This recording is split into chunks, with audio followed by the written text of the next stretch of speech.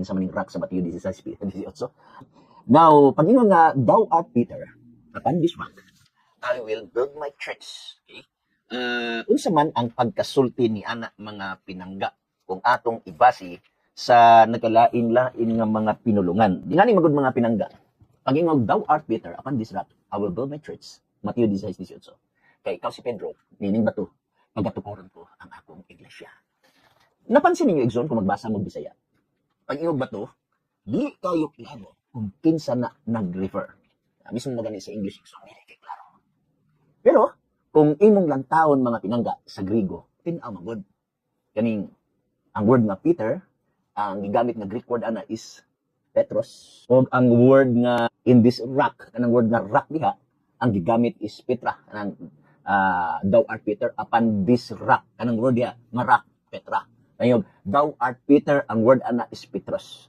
Ang question na Igsoon mo ni, pareha ba ang word nga Petros o Petra? Dili siya pareha Igsoon. Kanang Petra nga nag-refer kang Jesus Christ Igsoon, dako na nga rock. While ang isa is dili siya dako nga rock. Okay? So, na-distinction na basig makaingon ka nga, pastor, nakasiguro ba ka nga naabay mga bersikulo sa Biblia na si Kristo na sa Greek word Petra, mabasa ba sa Biblia nga gitawag siyang bato? Okay? Yes na, Igsoon. Pag imong tan-awon sa unang Korinto, kapitulo 10, sa iyang bersikulo 4, atong mabasa diri mga pinangga, no? Klaro og tin-aw tayo. Ingon siya diri. O silang tanan na nagpanginom gikan sa maurang usa ka espirituhanong ilimnon kay sila na nagpanginuman gikan sa bato. Take note, nagapanginom sila gikan sa bato nga minunot kanila og ang maong bato mao si Kristo. Okay? Ug ang maong bato mao si Kristo. Kanang word nga bato sa unang Korinto 10:4. Unsa na siya sa Grigo? Ang Greek word ana Igsoon is Petra. Okay? So nakita nato na kining Petra nga mao si Kristo gitawag og bato. Wala tay mabasa Igsoon na si Pedro gitawag og Petra. Kung ito ni magbasa ang New Testament, dili mabasa na si Pedro gitawag og Petra. Pero mabasa sa tibuok New Testament na ang word Pedro, Petros, that is masculine, while Petra is feminine. Thou art Peter, Petros. Okay.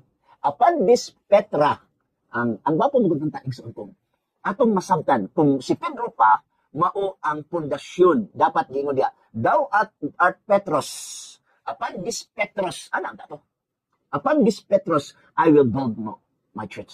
Wala na koy daghang lalis sa Igsoon, wala na ilalis mismo pa ang daghang theologian sa Seventh-day Adventist musandudar na gyud mas si Pedro mao ang gitawag og pundasyon, chief na pundasyon or builder, anak ng mga pantaha. Pero kaso, magbangga magud kung imong istituhon pag-ayo kay we are doing theology. Okay?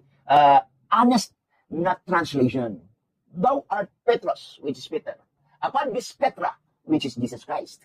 So, ligon ang pagpamatuod sa Biblia na kining Petra, mao si Kristo, kay bago lang ako gibasa sa unang Korinto, kapitulo 10, versikulo 4.